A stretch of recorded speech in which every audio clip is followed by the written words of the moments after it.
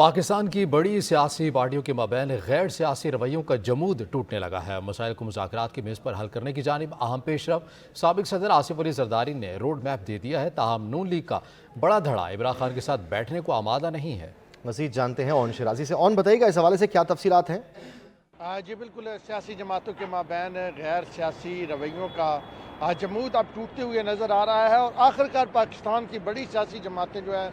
وہ اس پہ آمادہ نظر آ رہی ہیں کہ وہ ٹیبل پہ بیٹھ کے معاملات کو حل کرے۔ اس حوالے سے پاکستان تحریک انصاف کے وائس چیئرمین اور سینئر نائب صدر دونوں کی جانب سے، یعنی شاہ محمود قریشی اور فواد چودھری کی جانب سے ماضی میں اس طرح کی آفرز آ چکی ہیں، لیکن ان آفرز کو جو حکومتی اتحاد تھا اس کی جانب سے کوئی پذیرائی نہیں ملی تھی۔ تاہم سابق صدر آصف علی زرداری کی جانب سے پارلیمنٹ کے فلور پہ جو ہے وہ گزشتہ تقریر میں یہ واضح کیا گیا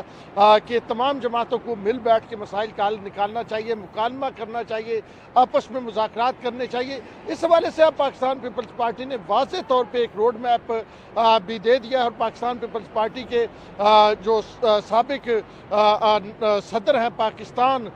پیپلز پارٹی کی جانب سے جو تھے آصف علی زرداری، ان کی جانب سے جو روڈ میپ دیا گیا ہے اس کے مطابق عمران خان کو وزیر اعظم شہباز شریف کے ساتھ بیٹھنا ہوگا اور تمام معاملات کا حل نکالنا ہوگا۔ تاہم مسلم لیگ نون میں ایک گروپ ضرور موجود ہے جو یہ چاہتا ہے کہ معاملات کو مذاکرات کے ذریعے حل کیا جائے، تو اس حوالے سے پاکستان پیپلز پارٹی بھی نون لیگ کے ساتھ رابطے میں ہے۔ ذرا یہ